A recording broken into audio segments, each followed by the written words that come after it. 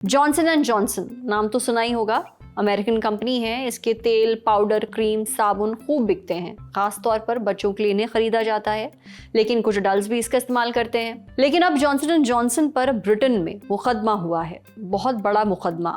3000 से ज्यादा लोगों की तरफ से इसे केपी लॉ फर्म ने किया है। आरोप है कि जॉनसन एंड जॉनसन के टैल्कम पाउडर से कैंसर हो सकता है। कहा जा रहा है कि कंपनी ने जानबूझकर ऐसा बेबी पाउडर बेचा जिसमें एस्बेस्टॉस था। इसे कैंसर पैदा करने वाला माना जाता है। मुकदमा 14 अक्टूबर को इंग्लिश हाई कोर्ट में दायर किया गया। ये जॉनसन एंड जॉनसन और केनव्यू यूके लिमिटेड के खिलाफ है। केनव्यू जॉनसन एंड जॉनसन की पुरानी कंज्यूमर हेल्थ यूनिट थी। इसे 2023 में अलग कर दिया गया था। वकीलों ने कंपनी के ही पुराने डॉक्यूमेंट्स और साइंटिफिक रिपोर्ट्स को सबूत के तौर पर इस्तेमाल किया है। मुकदमे में कहा गया है कि जॉनसन एंड जॉनसन को 60 के दशक से ही पता था कि उसके टैल्कम पाउडर में कुछ ऐसे मिनरल्स मौजूद हैं, जैसे ट्रेमोलाइट और एक्टिव नोलाइट, जो कि अपने रेशेदार रूप में, यानी जब वो धागेनुमा होते हैं तब एस्बेस्टॉस बन सकते हैं, और एस्बेस्टॉस से इंसान को कैंसर हो सकता है। ये पता होने के बावजूद कंपनी ने ना तो कोई चेतावनी दी, ना ही पाउडर को मार्केट से हटाया, बल्कि इसे शुद्ध और सुरक्षित बताकर बेचती रही। ब्रिटेन में जिन लोगों ने कंपनी पर मुकदमा किया, उनका कहना है कि जॉनसन एंड जॉनसन का बेबी पाउडर इस्तेमाल करने की वजह से उन्हें ओवरी का कैंसर, मेसोथेलियोमा नाम का कैंसर और दूसरी बीमारियां हो गईं। हालांकि जॉनसन एंड जॉनसन ने सारे आरोपों को नकार दिया है। कंपनी का कहना है कि उसके प्रोडक्ट हमेशा नियमों के हिसाब से ही बने हैं, सेफ हैं, उनमें कभी एस्बेस्टॉस नहीं था और ना ही वो कैंसर पैदा करते हैं। ब्रिटेन में कंपनी पर जो मुकदमा हुआ उसमें मुआवजे की कीमत करीब 1 बिलियन पाउंड आकी गई है। इसे भारतीय रुपयों में देखें तो 10,000 करोड़ रुपयों से भी ज्यादा। वैसे ब्रिटेन में तो जॉनसन एंड जॉनसन पर इतना बड़ा मुकदमा पहली बार हुआ है, लेकिन अमेरिका में इस कंपनी पर हजारों मुकदमे चल रहे हैं। वहां कई अदालतों ने पीड़ितों के पक्ष में फैसले भी दिए। एक फैसला 6 अक्टूबर 2025 को आया था।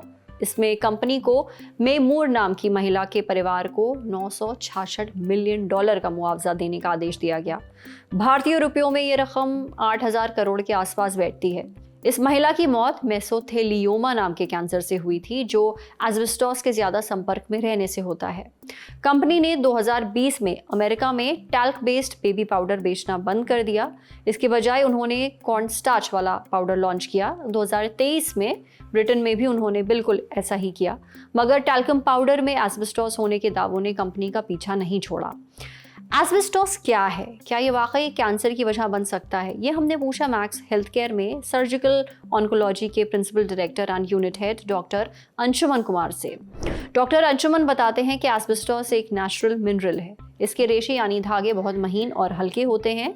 ये धागे गर्मी या आग से जलते नहीं हैं, इसलिए इसका इस्तेमाल पहले इमारतों, पाइपों और फैक्ट्रियों में इंसुलेशन यानी ताप से बचाव के लिए किया जाता था। लेकिन जब पुराना एस्बेस्टॉस टूटता है या घिसता है, तब इसके छोटे छोटे धागे हवा में फैल जाते हैं।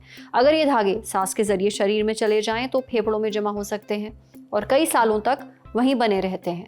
इससे फेफड़ों के सेल्स में लगातार सूजन बनी रहती है, वहाँ मौजूद टिश्यूज को नुकसान पहुँच सकता है। इससे फेफड़ों की गंभीर बीमारियाँ हो सकती हैं। बेबी पाउडर की बात करें तो ये मेनली टैल्क से बना होता है। ये भी एक नेचुरल मिनरल है।